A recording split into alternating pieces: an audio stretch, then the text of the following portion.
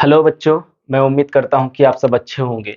आज हम लोग दोस्तों क्लास 10th के केमिस्ट्री का चैप्टर नंबर 3 धातु और अधातु का लास्ट टॉपिक करने वाले हैं दोस्तों।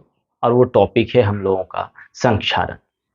तो आइए आज हम लोग इस पर खुल करके बात करते हैं कि संक्षारण क्या होता है, संक्षारण से हमें किस तरह से सुरक्षा करना होता है। इन सब चीजों के बारे में आज हम लोग डिस्कस करेंगे। तो चलो भाई करते हैं शुरू। तो क्या सबसे पहले हम लोग समझना चाहते हैं कि संक्षारण होता क्या है।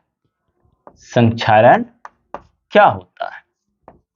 संक्षारण, ठीक है प्यारे बच्चों, बहुत अच्छी बात है। तो पहले एक काम करते हैं, संक्षारण का मतलब ही समझ लेते हैं। संक्षारण का मतलब होता है दोस्तों किसी भी धातु में जंग लगने की एक प्रक्रिया होती है। क्या होती है? जंग लगने की एक प्रक्रिया होती है जिसको हम लोग संक्षारण कहते हैं। तो आइए इसको हम लोग पहले डिफाइन कर लेते हैं। लिखेंगे, जब कोई धातु अपने आसपास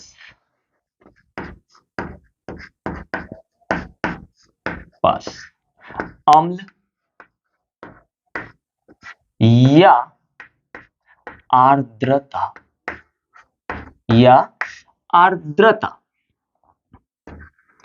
आदि के संपर्क में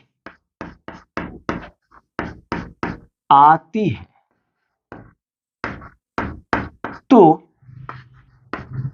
वह धातु संक्षारित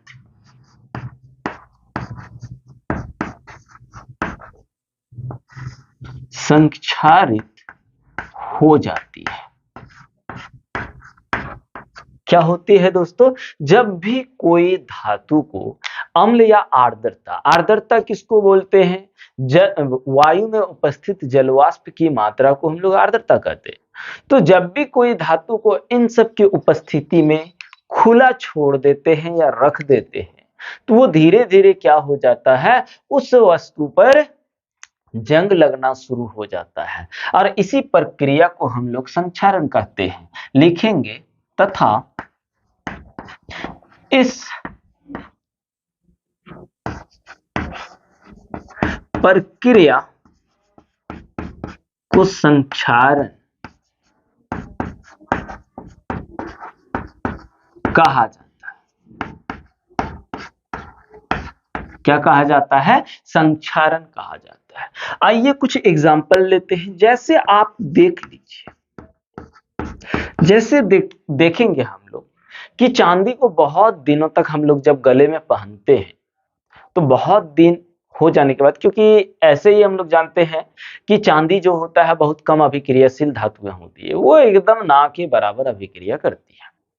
लेकिन फिर भी बहुत दिन हो जाने के बाद हम लोग क्या देखते हैं, उस पर काला परत चढ़ जाता है। यानी वही है चांदी में संक्षारण। तो क्या लिखेंगे? जैसे सिल्वर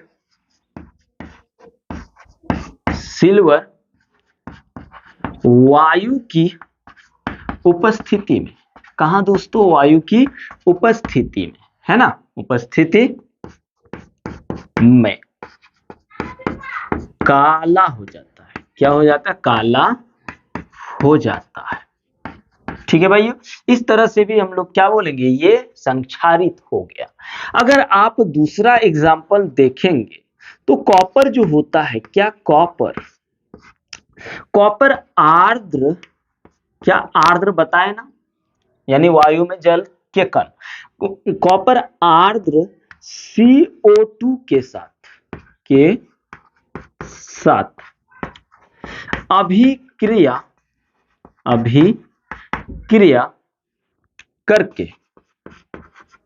करके हरे रंग का, है ना, अभिक्रिया करके कॉपर पर यहां ऐसे लिखते, अच्छा ठीक है, कॉपर पर हरे रंग का परत परत परत चढ़ जाता है, ठीक है भाई, जिससे क्या, जिसको हम लोग क्या बोलते हैं, जिसे कॉपर कार्बोनेट कहते हैं, जिसे कॉपर कार्बोनेट कहते हैं। क्या होता है, जब कॉपर को हम लोग आर्द्र कार्बन डाइऑक्साइड के साथ अभिक्रिया कराते हैं तो कॉपर कार्बोनेट बन जाता है, और वो कॉपर कार्बोनेट क्या होता है दोस्तों, हरे रंग का दिखाई देने लगता है, इसलिए हमने इसको यहाँ पे लिख लिया ऐसे। अब तीसरी चीज, थोड़ा ध्यान दीजिए, क्योंकि दोस्तों जब तक किसी चीज को आप डीपली नहीं पढ़ोगे उस चीज को उतना क्लियरली नहीं समझ पाओगे, इसलिए दोस्तों हमारे साथ बने रहिए। आपको इस चैनल पर 9 to 12 तक फिजिक्स, केमिस्ट्री और मैथ मिलते रहेगा दोस्तों, इसलिए इस चैनल में बने रहे। तो तीसरा क्या लेते हैं, लिखेंगे जब लंबे समय तक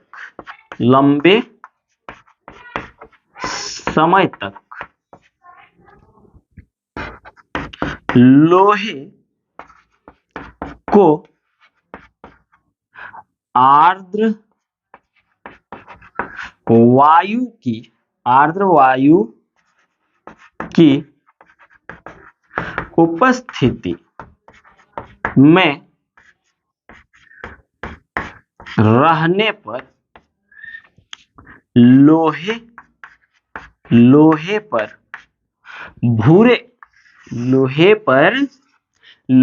पर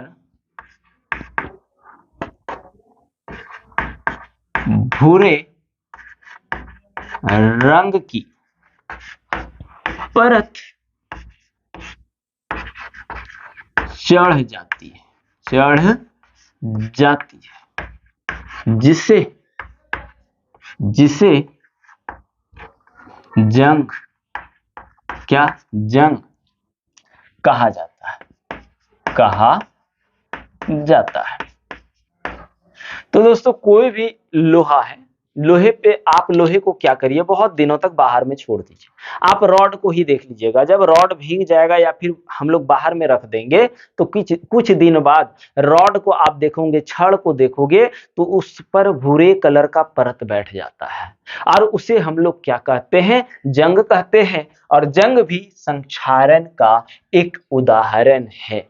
तो दोस्तों हम लोग यहाँ पे तो देख रहे हैं कि कोई भी वस्तु, कोई भी धातु संक्षारित हो रहा है, तो इसे हम लोग किस तरह से बचा सकते हैं, तो आइए उसको भी हम लोग डिस्कस करते हैं। तो दोस्तों अभी जो हम लोग पढ़ने वाले हैं, संक्षारण से सुरक्षा,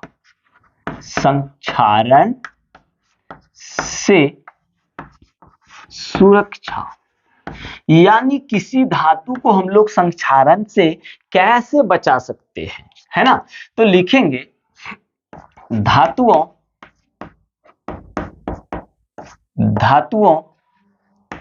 को संक्षारण से बचाने के लिए विभिन्न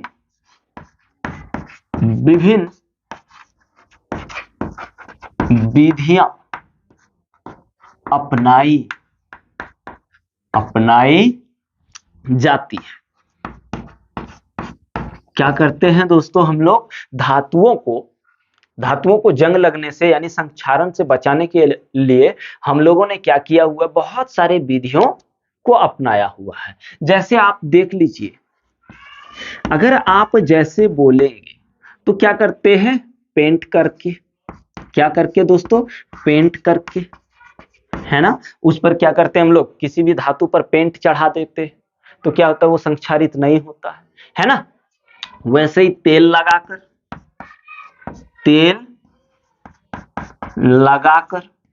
वैसे ही ग्रीज लगाकर,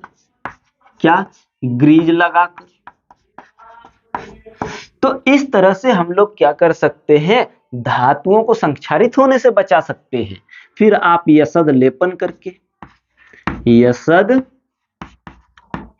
लेपन करके, यसद लेपन को अभी क्लियरली समझेंगे, टेंशन फ्री रहिए, है ना। यसद लेपन करके, उसके बाद एनोडीकरण करके। एनोडीकरण दोस्तों इससे पहले वाला लेक्चर में एनोडीकरण को क्लियरली समझा दिया गया है, इसलिए जाकर के वहां पे विजिट कर लें। तो एनोडीकरण करके, और क्या दोस्तों, और बहुत सारे हैं लेकिन कुछ ही हम लोग लिख रहे हैं। आप एनोडीकरण करके मिश्र धातु बना करके,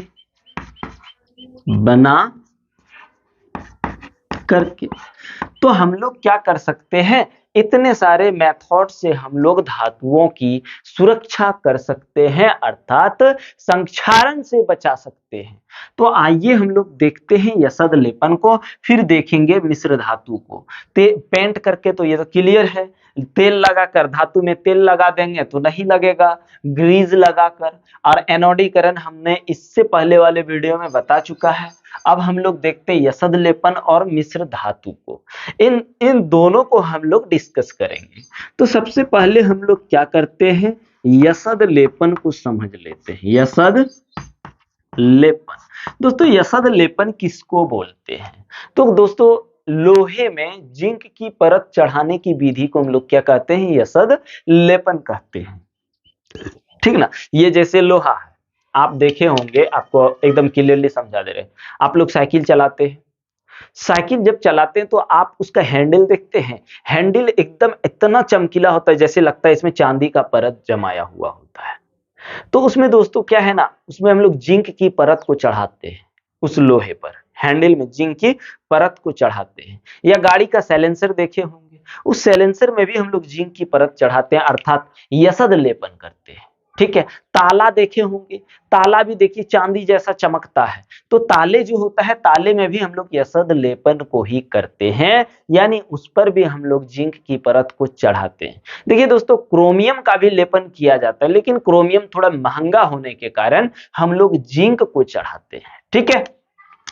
तो यसद लेपन क्या है, लिखेंगे लोहा एवं इस्पात। इस्पात आप बोलोगे सर क्या है, घर जो बनाते हैं रॉड ना, छड़ जिसको बोलते हैं वो इस्पात है, स्टील जिसको बोलते हैं। तो लोहा एवं इस्पात, लोहा एवं इस्पात को संक्षारण से बचाने के लिए उन पर जिंक की परत, जिंक की परत को चढ़ाने की विधि को यसद लेपन कहा जाता है। यसद लेपन कहा जाता है, ठीक है भाई। यसद लेपन को भी हम लोगों ने समझ लिया। तो दोस्तों इसका स्क्रीनशॉट ले लीजिए, उसके बाद हम लोग मिश्र धातु को समझते हैं और आगे इस टॉपिक में जो जो चीज बचा है आज हम लोग इन सब को कवर करने वाले हैं इस वीडियो में। तो दोस्तों इसका स्क्रीनशॉट ले लीजिए। तो स्क्रीनशॉट ले लिए दोस्तों, अब हम लोग करते हैं मिश्र धातु को। तो भाई मिश्र धातु क्या चीज होता है, आइए समझ लेते हैं। उससे क्या है ना, मिश्र धातु। दोस्तों मिश्र धातु को एग्जाम में कभी कभार मिश्रातु भी पूछ लिया जाता है, तो घबराने वाली बात नहीं है। मिश्र धातु और मिश्रातु एक ही चीज है, मिश्र धातु और मिश्रातु एक ही चीज है। मिश्र का मतलब ही समझ में आ रहा है दोस्तों, मिश्र का मतलब मिला हुआ, और धातु किसका, धातु का, यानी धातुओं के मिलने से जो हमको नया पदार्थ मिलता है उसको हम लोग बोलते हैं मिश्रातु या मिश्र धातु। तो आइए इसको थोड़ा सा डिफाइन कर लेते हैं। लिखेंगे जब दो या दो से अधिक धातुओं के समांगी मिश्रण। क्या? समांगी मिश्रण। अभी हम लोग समांगी मिश्रण के बारे में बात करते हैं। या धातुओं एवं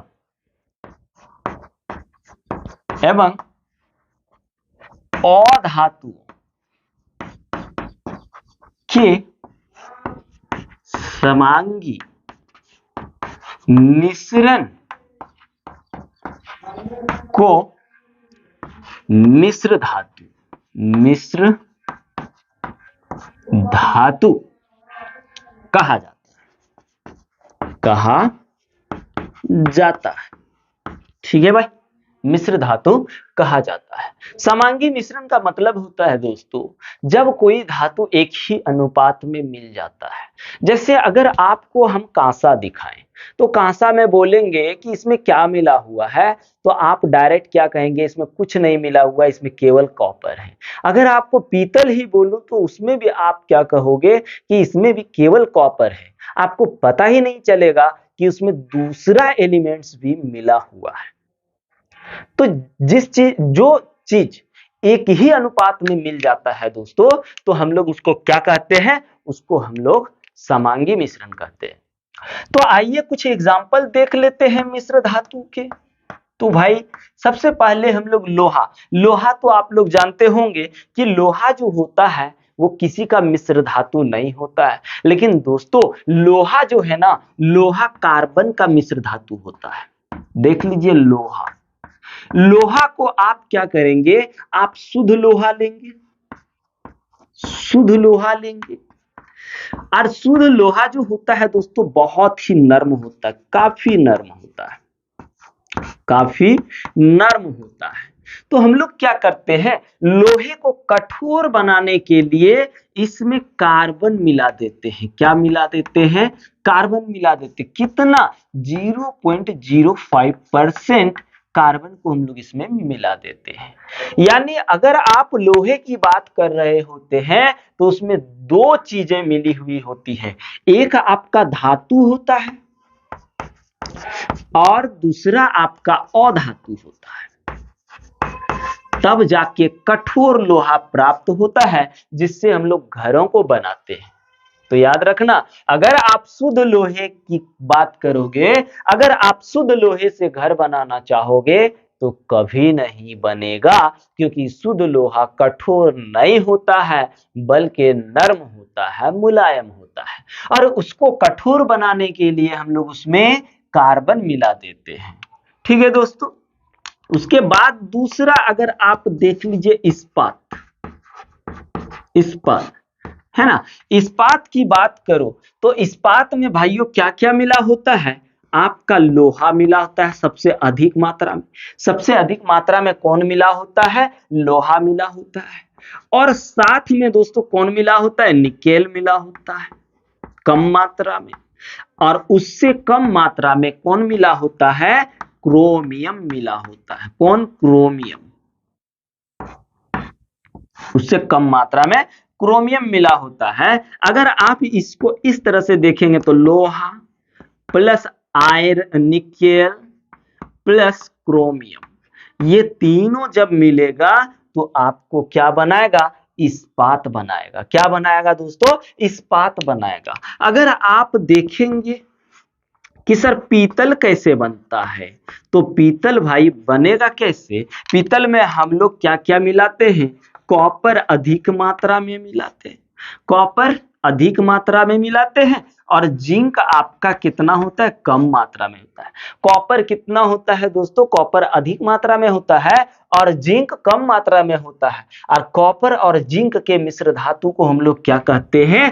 पीतल कहते हैं। इसको आप ऐसे करके भी लिख सकते हैं, कॉपर प्लस जिंक। ठीक है। वैसे ही अगर आप देखेंगे दोस्तों कांसा, क्या? कांसा देखेंगे, ठीक है। तो कांसा जो होता है ना, जिसको हम लोग पुराने जमाने में क्या होता था, आज भी होता है शादी ब्याह में, है ना, कि कांसा नहीं होगा तो फिर शादी ब्याह कैसे नहीं होगा। उसमें क्या करता है कांसा में दोस्तों, पैर को धोया जाता है, कांसा का लोटा भी होता है ना। और एक जमाने में कांसा को जानते हो, जब कांसा को सोना के बराबर माना गया था पहले, है ना। तो कांसा जो होता है, कांसा कांसा का बहुत ज्यादा यूज होता था। तो कांसा जो होता है दोस्तों,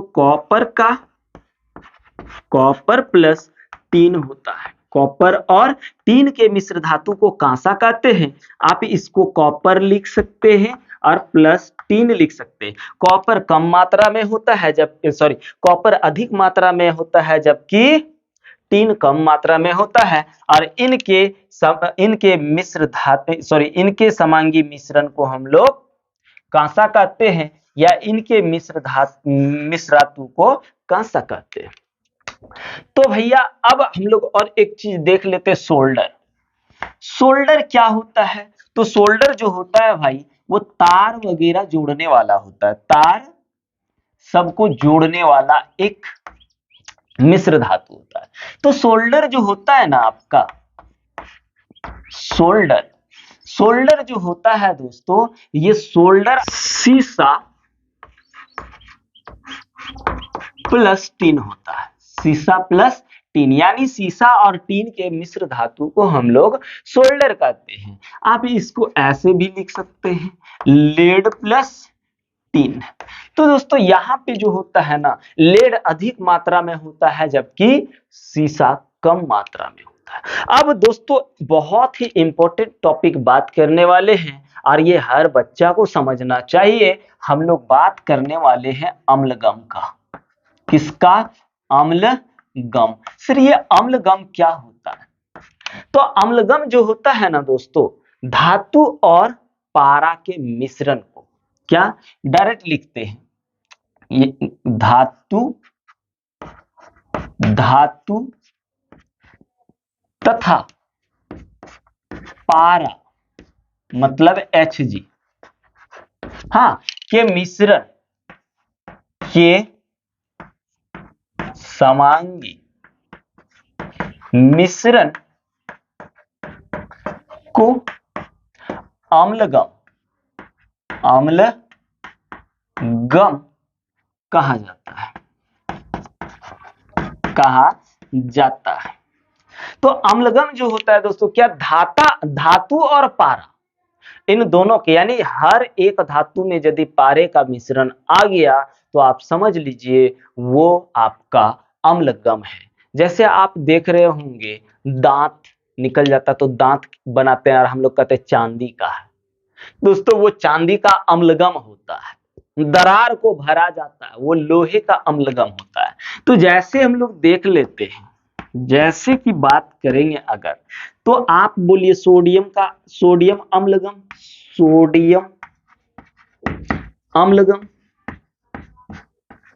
तो सोडियम अम्लगम जो होता है वो आपका Na और Hg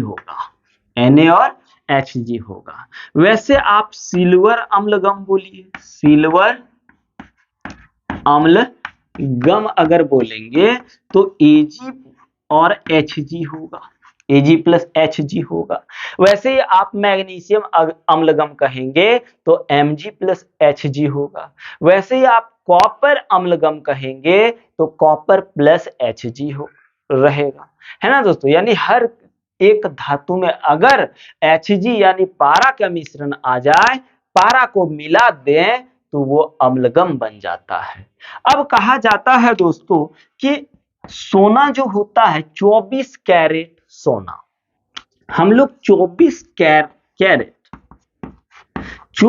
कैरेट सोना को अभी समझने वाले हैं कि ये 24 कैरेट सोना क्या होता है। तो दोस्तों 24 कैरेट सोना जो होता है वो शुद्ध सोना होता है। तो लिखेंगे 24 कैरेट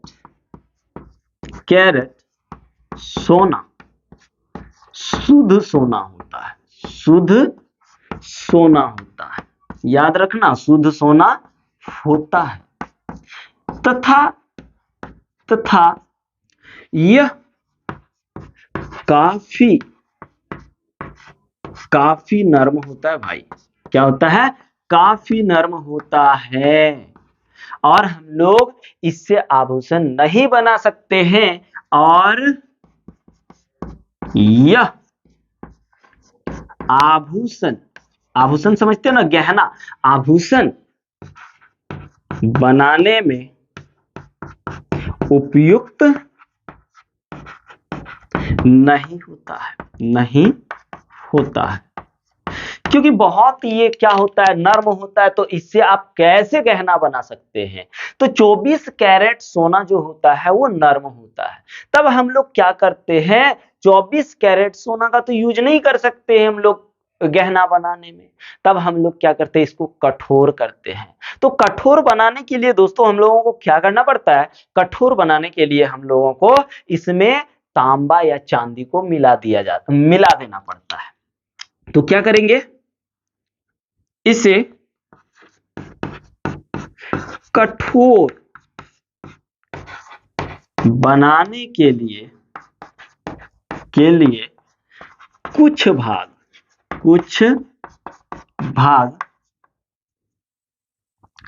सिल्वर मतलब हुआ चांदी, हाँ, सिल्वर या तांबा मिला दिया जाता है।